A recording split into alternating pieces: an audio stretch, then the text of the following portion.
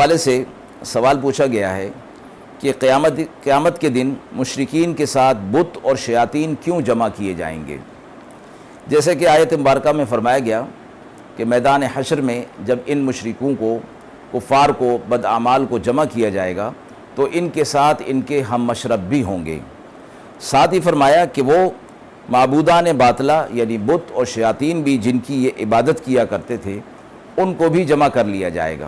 جیسے قرآن مجید کی ایک اور مقام پر یہ آتا ہے کہ ان سے پوچھا جائے گا کہ یہ تمہیں اپنا معبود کیوں قرار دیتے تھے؟